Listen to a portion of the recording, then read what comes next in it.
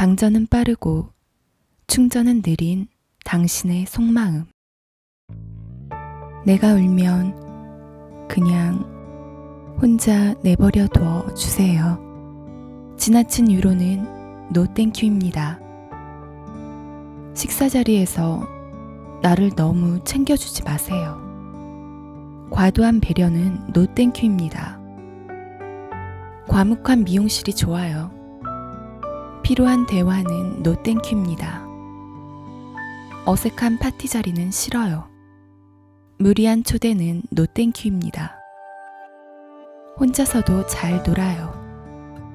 불필요한 걱정은 노 땡큐입니다.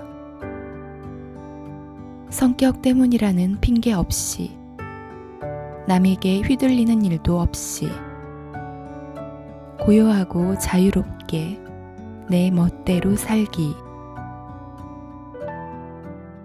안녕하세요. 책 읽는 다락방입니다. 오늘 소개해드릴 책은 남인숙님의 공감 에세이 사실 내성적인 사람입니다. 입니다. 그럼 편안한 시간 되시길 바랍니다. 감사합니다.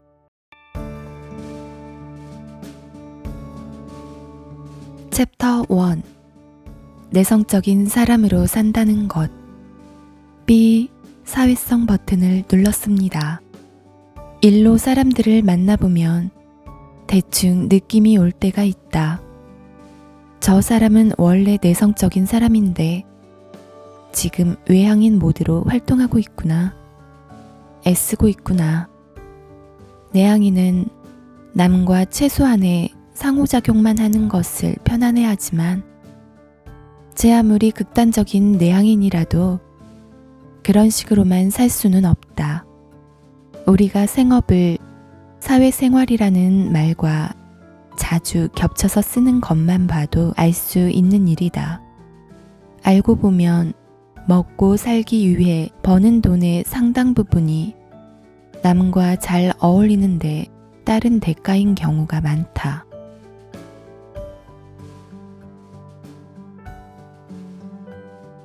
마냥 안으로만 파고들어 살 수 없는 결정적 이유는 우리 인간이 대표적인 집단생활 동물이라는 것이다.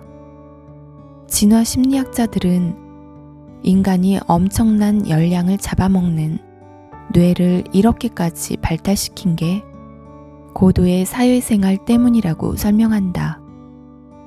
사실 자연에서 혼자 살아남으려면 미적분을 풀 수 있는 지능보다는 이빨이나 근력 같은 게 더 유용하니 말이다. 그래서 우리 모두의 DNA 안에는 관계 속에서 행복감을 느끼는 설계 구조가 들어있다.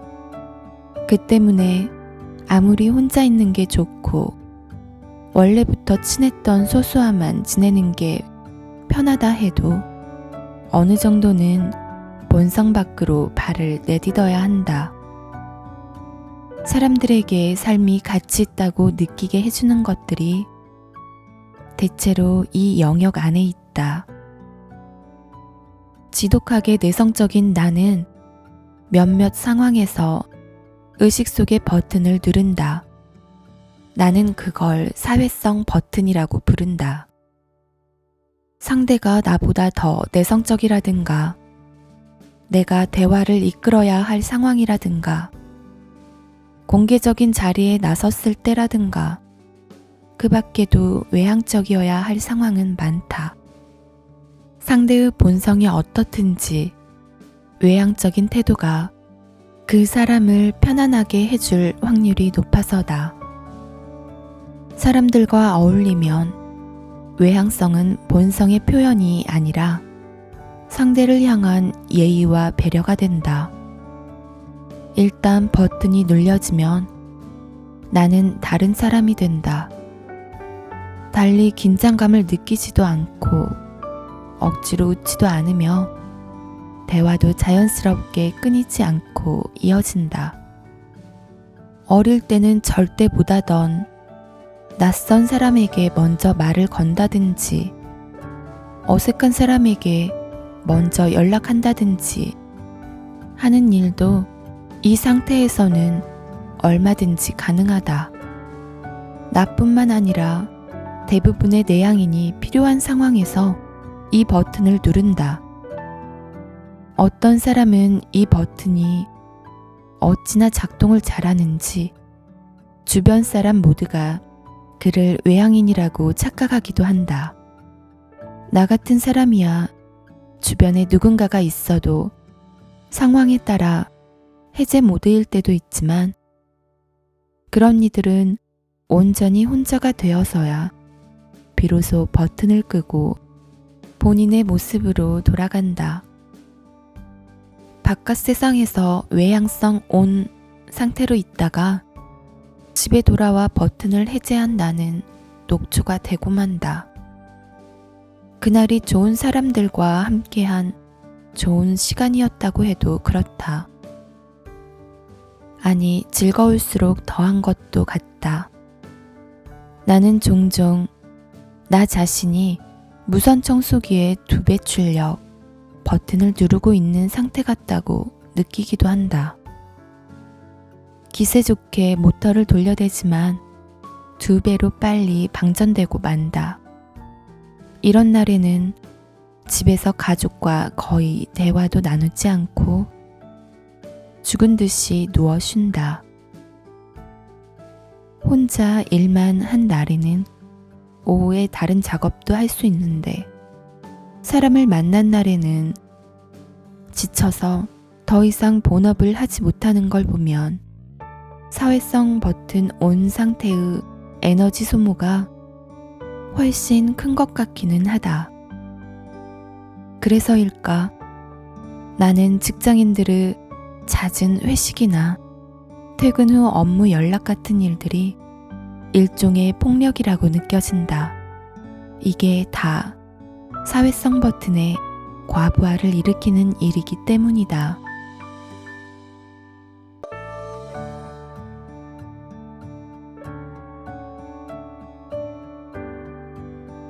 지독한 내향인인 내 지인은 여럿이 모인 자리에서 더할 나위 없이 잘 어울리다가도 중간에 기운이 떨어진다 싶으면 망설임 없이 그 자리를 빠져나온다. 쟤는 끝까지 남는 법이 없더라. 이런 핀잔을 듣기는 하지만 아랑곳하지 않는다. 나는 이것도 자신을 보호하는 방법 중 하나라고 생각한다. 나도 좀 배워야 한다. 종종 방전되는 줄도 모르고 미련하게 자리를 지키곤 하는 건 내가 사회성 버튼을 켜고 있다는 걸 사람들에게 들키고 싶지 않기 때문이다. 부끄럽다기보다는 그들이 나와 함께하는 데에 부담을 느낄까봐 두렵다. 입장을 바꿔 생각해봐도 나와 함께 시간을 보낸 사람이 집에 돌아가 끙끙 앓는다는 걸 알게 되면 마음이 편하지 않을 것 같다. 이 글을 내 지인들이 읽게 된다면 그들이 내 연락을 피해버리기 전에 이런 말을 해주고 싶다. 그걸 감수할 만한 가치가 있으니 당신을 만나는 거라고. 내향인은 모두 아싸일까? 언제부터인가 우리는 인싸와 아싸 두 종류의 인간 중 하나로 분류되고 있다. 인싸는 인사이더의 줄임말로 무리나 조직에서 잘 어울리는 사람, 아싸는 아웃사이더의 줄임말로 그 반대의 의미다. 사회성이라는 말과 궁합이 잘 맞는 외향인은 자연스럽게 인싸로, 그렇지 못한 내향인은 아싸와 동의어로 쓰이는 경우가 많다. 그리고 이런 점에서 내향인이 세상의 2등 시민으로 여겨지는 것을 보곤 한다. 그런데 좌표상 극단에 가까운 내향인인 내 삶을 살펴보자면 몇 년을 주기로 인싸와 아싸의 삶을 번갈아 산 흐름이 발견된다. 또 같은 주기라고 해도 어떤 장소에서는 인싸이고 다른 장소에서는 아싸가 되기도 한다. 나뿐만 아니라 여러 모임이나 단체를 관찰해봐도 그곳에서의 인싸가 외향인이 아닌 경우를 어렵지 않게 볼 수 있다. 아싸와 인싸는 편견과 달리 내 외향성과 뚜렷한 연관 관계가 없다. 사람들 사이에서 인력은 누구하고나 심리적인 저항 없이 어울릴 수 있는 성향에서만 나오는 건 아니다. 어떤 형태로든지 무리의 이득을 주거나 줄 가능성이 있는 사람이 인싸가 된다. 그것은 재미일 수도, 친근감일 수도, 일 잘하는 능력이나 재력일 수도 있다. 인생의 많은 장면에서 아싸였던 나는 그때마다 내가 매력이 없는 사람이라는 좌괴감에 시달렸고 꽤나 외로웠다. 그런데 뒤늦게 돌아보니 아싸로서의 삶은 내 선택이었다. 나는 주는 데에 서툴고 혼자 있는 것을 더 편안해하는 사람이었다. 무엇보다 내 위치를 쓸쓸해하면서도 막상 인싸가 될 수 있는 상황이 닥쳐도 그걸 받아들이고 싶지는 않았다. 혼자가 싫어 무리에 한 발 걸치고 있기는 해도 내 빈약한 에너지를 그곳에 쏟아붓고 싶지는 않았던 것이다. 쉽게 방전되어 본능적으로 에너지를 아끼기 마련인 내향인이 아싸가 되기 쉬운 것도 이와 비슷한 이유다. 그러나 에너지를 쏟을 동기를 찾게 된 무리 속에서라면 이야기가 달라진다. 무언가를 주겠다는 선의와 자원이 있는 사람이라면 누구나 무리 안에서 말과 행동의 폭이 넓어진다.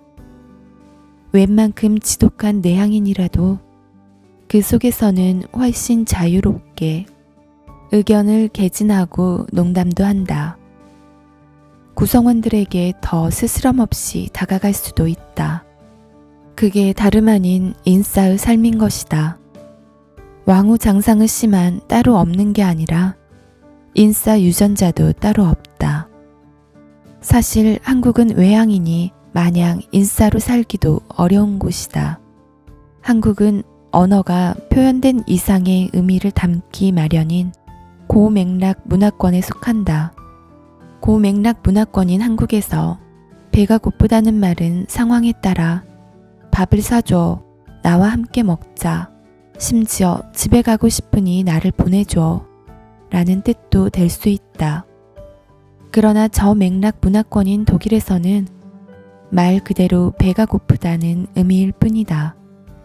고맥락 문화권에서는 무리에서 적극적인 행동을 할 때 맥락이 몹시 중요하다. 무리 안에서 그 시점에 통하는 정서의 흐름에 맞게 눈에 띄는 행동을 해야 환호를 받을 수 있다. 자칫 감을 잡지 못하고 보폭을 크게 했다가는 나댄다는 비난을 들으며 배척당하기 일쑤다. 가만히 있으면 중간은 간다는 우리 속담의 의미가 바로 이런 것이다. 보이지 않는 미묘한 맥락을 잡아내고 해석하는 건 차분하고 공감의 재능이 있는 내향인에게 더 유리한 일이다. 외향인이 꼭 인싸라는 법이 없는 이유가 여기에 있다. 지구가 태양 주변을 공전하듯 우리도 삶의 주기에 따라 때로는 중심에서 가까워지고 때로는 멀어진다. 나 자신에게 집중하다 보면 주변과의 협응에 따라 자연스럽게 때로는 인싸, 때로는 아싸의 삶을 살게 되더라는 것이다. 한 무리에서 자기 존재감을 느끼는 것도 좋았고 있는 듯 없는 듯 자유로운 주변인으로 남는 것도 좋았다. 인싸니 아싸니 하고 우월을 나누거나 자조할 것 없이 내 삶의 주기를 그저 흐름에 맡기는 건 어떨까? 챕터 2 B 사회성 모드로 전환 중. 딸깍 사회성 버튼이 고장났습니다. 낯선 사람이 대부분인 어느 모임에 갔다. 호스트가 제대로 챙겨주기만 하면 이제 이런 자리에도 금세 적응할 정도는 되려니 깊이 생각하지 않고 응했고 참석했다. 그런데 그 자리에서 사람들과 섞여 이런저런 대화를 할 때였다. 갑자기 낯선 사람들이 더욱 낯설게 느껴지고 그들에 대해 알고 싶은 마음이 들지 않았다. 입을 열어 할 말을 만들어내는 게 버거웠고 어서 그곳을 벗어나고만 싶었다. 그런 자신을 의식하며 나는 몹시 당황했다. 내향인으로서의 본성이 이런 자리에서 튀어나오는 건 오랜만이었다. 사람에 대한 호기심이 많은 나는 그동안 스위치 온 상태에서 그들 사이에 녹아들며 관계가 주는 장점을 보상으로 받아왔다. 그러면서 점점 사회성 버튼을 누르는 데에 익숙해졌던 것이다. 언제부턴가 그 버튼이 필요한 상황에서는 저절로 눌리기 마련이었고 기회가 주어지면 사람들과 허물없이 어울렸다. 그런데 그날은 아무리 눌러도 버튼이 작동하지 않았다. 무슨 이유에서인지 내 사회성 버튼이 고장나버린 것이었다. 어찌어찌 억지 웃음으로 그 자리를 마무리하고 돌아오는 길에 나는 심각해졌다. 내 사회성 버튼이 왜 고장났을까? 지난해에 모르는 사람들을 소개받았다가 몇 차례 호되게 당한 경험 때문인 것도 같았고 그날 감기 기운에 몸이 처져서인 것도 같았다. 나쁜 경험이 그 원인이라면 큰일이다 싶었다. 이게 다름 아닌 트라우마라는 건데 이러다가 영영 은둔 생활을 하게 되지 않을까 겁이 났다. 삶이 웬만큼 쌓일수록 사회성 버튼을 못 누르는 것만큼 미숙해 보이는 일도 없는데 이제 와서 나이값 못하는 어른이 되기는 싫었다. 어쨌든 진땀을 흘린 그날 모임 이후 나는 한동안 안면이 없거나 대하기 어려운 사람들이 있을 만한 자리는 모조리 피했다. 대신 사회성이 고장난 나라도 기꺼이 받아들여줄 편한 사람들은 일부러 시간을 내서 만났다. 그러던 중 한 번은 이런 내 사정을 들어주던 지인이 조용히 되물었다. 너 혹시 요즘 일 때문에 힘드니? 전혀 상관없는 화제에 의아해하면서도 나는 당시에 쌓여있던 일거리들을 하나하나 헤아려 봤다. 마감일이 머지않은 크고 작은 원고 3개, 새로 강의안을 짜야 하는 강의 2개, 행사, 거기에 개인적으로는 이사까지 앞두고 있었다. 일에 치여 죽기 직전이었지만 별 진전이 없어 답답하던 시기였다. 일 때문에 스트레스를 받으면 별게 다 고장나더라고. 너한테는 고장이 거기로 갔나 보다. 그 말이 맞았는지 얼마 후 일의 숨통이 트이면서 내가 잃었던 사회성도 무사히 돌아왔다. 사람의 의지라는 것은 강물이 아니라 우물물에 가깝다. 한꺼번에 너무 퍼올리면 바닥을 보이고 다시 채워지려면 시간이 걸린다. 내향인에게 의지가 소진됐을 때 가장 먼저 불이 꺼지는 영역이 다름 아닌 사회성이다. 그게 가장 많은 화력을 잡아먹는 공장이라서 그렇다. 갑자기 사람을 만나고 대하는 게 힘들어진다면 내 의지 창고가 텅 빈 것일 수도 있다. 그럴 때는 자신에게 실망하거나 억지로 사회성을 짜내려 하지 말고 내 의지와 에너지가 다시 차오를 때까지 엎드려 기다리는 편이 좋다. 딸깍, 딸깍, 딸깍. 고장난 버튼을 너무 눌러대면 버튼 자체를 못 쓰게 되는 일도 생긴다. 챕터 4. 딱 한 걸음이면 충분하다. 그깟 일들 나도 툭 털어버리고 싶습니다. 누군가에게서 상처받고 마음이 상했을 때 그 상황을 지켜본 사람들은 이런 말로 나를 위로하곤 했다. 그 사람 원래 그런 사람이야. 그냥 툭 털어버려. 이런 말을 들었다면 다시는 그 사람에게 그 내용으로 고민 상담을 해서는 안 된다. 위로는 진심일 테지만 그 말에는 마음먹기 나름인 일로 너 자신과 주변 사람을 질리게 하지 말라는 의미가 포함되어 있으며 그게 틀린 생각도 아니다. 그런 말들을 들을 때마다 실은 내가 더 진심으로 바라게 된다.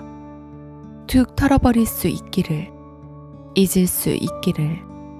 하지만 턴다고 털어지는 게 사람 마음이라면 인류가 이렇게 고달프게 살고 있지는 않을 것이다. 사람이 서로에게 해를 끼치는 가장 큰 이유가 결국은 털어버리지 못한 감정 때문이니까. 내향인은 행동이나 감정 처리 방식이 발산보다는 수렴의 형태를 띠기 때문에 이런 감정을 털어버리기가 좀 더 어렵다. 바깥 활동에 쓰는 에너지가 한정적이라 감정이 흩어질 때까지 외부 자극에 몰두할 수 없는 것도 한 이유다. 어느 드라마의 대사처럼 심장이 딱딱해졌으면 좋겠다 고 자주 생각했다. 가치 없는 일에 감정을 쏟고 나에게 상처 준 사람에 대해 생각하는 데에 내 인생의 한 부분을 사용하는 게 억울했다. 삶이 쌓여 그런 일들에 후회되지 않도록 대처할 수 있게 되었는데도 후유증은 변함없었다. 아무렇지도 않은 척 일상을 살면서도 공포 영화 속 헛것 같은 것을 등에 짊어지고 다니는 기분이었다.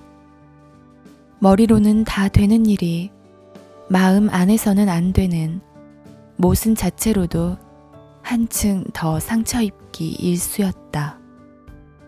이런 내향인에게 툭 털어버려라, 아무것도 아니다 라는 충고는 공허하게 들릴 수밖에 없다. 감정 상하는 일에 끄떡 없어 보이는 사람들 중에는 외향인이 많기는 하다. 그런데 가까이에서 지켜보고는 그들도 똑같이 상처를 받는다는 것을 알게 되었다. 그들이 통 크고 마음 넓어서 사소한 일에 감정을 다치지 않는 게 아니라는 의미다. 다만 그들은 그 감정을 놀라우리만치 빨리 잊는다. 말 그대로 툭 털어버리는 거다. 이렇게 말하고 보니 외향인은 마치 총알도 튕겨내는 철인처럼 보이기도 한다. 하지만 그들도 별 다를 바 없는 인간이고 감정의 역치가 상대적으로 높을 뿐이다. 그들은 종종 내향인이라면 결코 건드리지 않을 영역에 용감하게 접근해 상처를 자초하기도 한다. 때때로 그 상처는 그들 특유의 내성으로도 감당할 수 없을 만큼 깊은 생채기를 남긴다. 어쩌면 툭 털어버리기 어려운 상처의 총량은 외향인이나 내향인이나 비슷할지도 모르겠다. 어느 순간부터 내가 인정하게 된 것은 상처가 낫는 데에는 반드시 시간이 필요하다는 것이다. 툭 털어버리면 된다. 아무것도 아니다 하고 아무리 자신을 설득해도 마음의 상처는 곧바로 괜찮아지지 않는다. 바늘에 깊게 찔린 손가락이 괜찮다고 생각만 하는 것으로는 바로 낫는 게 아니듯 말이다. 차라리 시간이 필요하다는 걸 받아들여야 마음이 덜 부대낀다. 조급한 마음을 버렸다면 그 다음에는 상처의 물리적 요인을 최대한 차단해야 한다.